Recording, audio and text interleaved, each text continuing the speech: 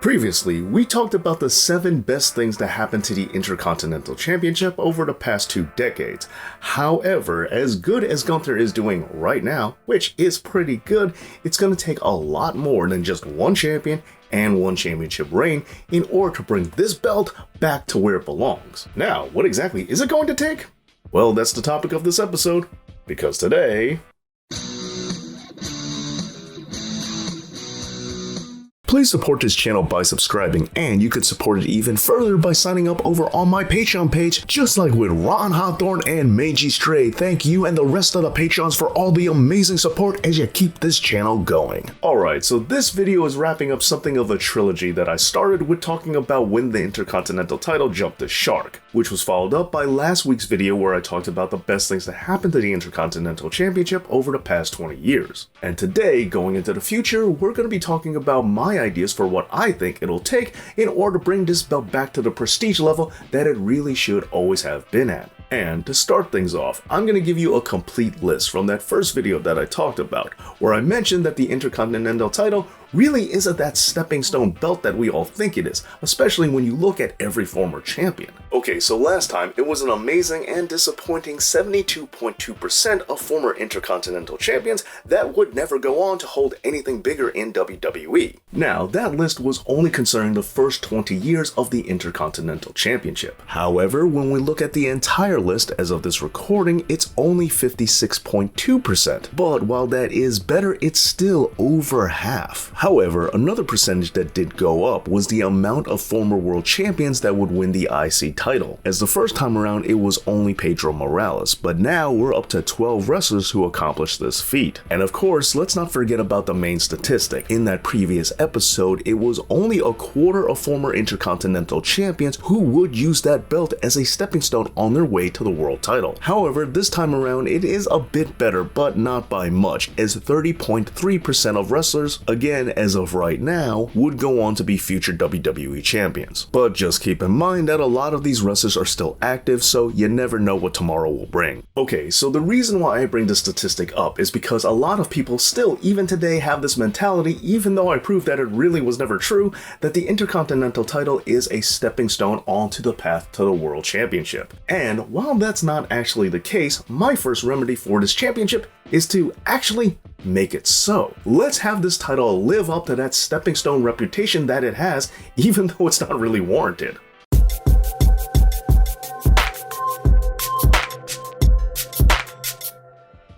Alright, so I know the hardship with this strategy is that it requires WWE to plan things out in the future and stick to that plan once they've committed, but I say for the Intercontinental title to live up to the legacy that it really has instead of fighting against it, it really does need to become the stepping stone title, and as such it can only be given to those wrestlers who are earmarked to become champions in the future. And I don't mean like 7 years in the future as was the case with Edge. I mean that whoever holds the Intercontinental title in the next 2 or 3 years is going to be WWE champion. So that means WWE has to plot out far in advance who is going to be the top guy. This means no more mid-card lifers winning the IC strap. For example, as much as some people love Ilya Dragunov and he has a lot of history with Gunther, he has no business taking that title off of him. Because as much as you may like him, it doesn't change that Ilya Dragunov probably is never going to be WWE champion. And sure, occasionally underdogs do get there, but if that is to happen, then we can't just jettison those wrestlers to becoming WWE champions straight away. The Intercontinental title should only be reserved for those wrestlers that you are almost certain are going to be booked to be WWE champion in the next couple of years. Furthermore, and just to make sure we're on the same wavelength, this can't happen for just one championship reign. It has to happen over and over again. It has to be consistent, because after over 2 decades of the belt not being treated properly, it's going to take more than a few title reigns to undo all that. And I know some of you right now are thinking that this could lead to the world title scene being a bit too predictable. Then allow me to remind you that this isn't saying that everybody who wins the WWE championship has to be a former Intercontinental champion. It's just saying that if you do have the IC title, that means you're being prepped to win the world title down the line. Furthermore, something else that has changed between that first list and the complete list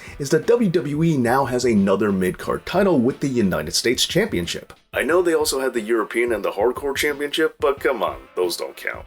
Anyway, by having both an IC and a US champion, this does give you another former mid-card champion that could become a world champion later on down the line. But additionally, not only does WWE have another mid-card championship, but they also have another world championship, which actually brings me to my next solution.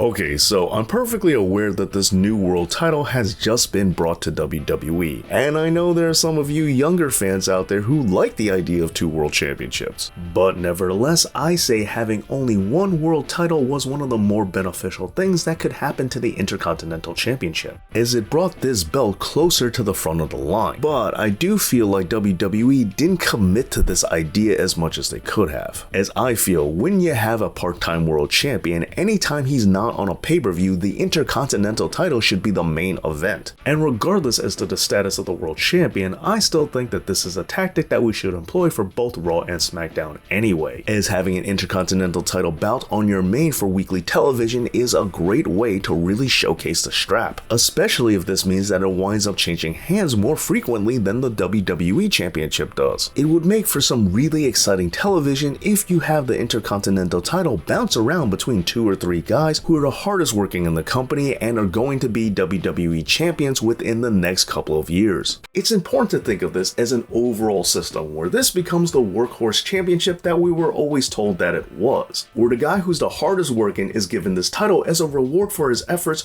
only to be promised the world championship later on when his career starts winding down, allowing him to wrestle less and wrestle less intensely right before going into retirement. And if we just let this cycle continue, everything will work out perfectly. However, we really do have to stick to that pattern, and that leads me to my next solution.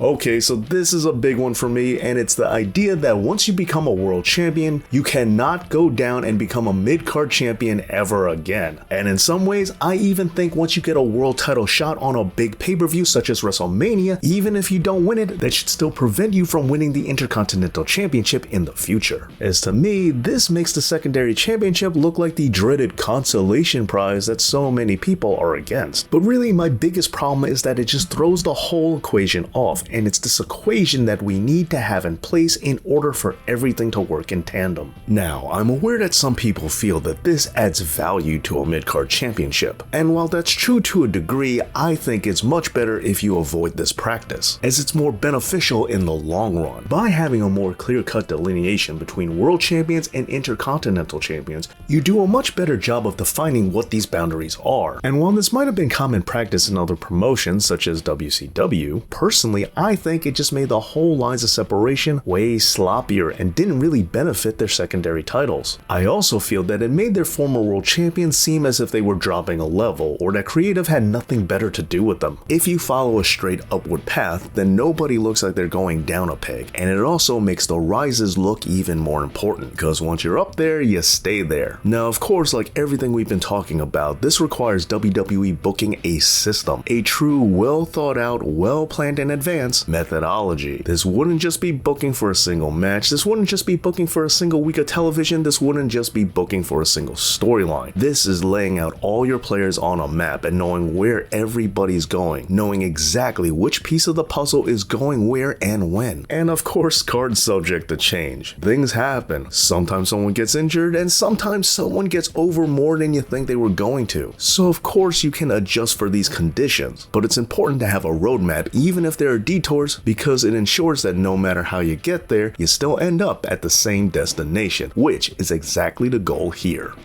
Alright, my solutions for what I think would rescue the Intercontinental Championship, but what are some that you could think of? Let me know down in the comments. Oh yeah, and by the way, restoring this design is also one of them. Anyway, thank you so much for watching, and thank you to all my amazing Patreon supporters, and as always, Dave knows.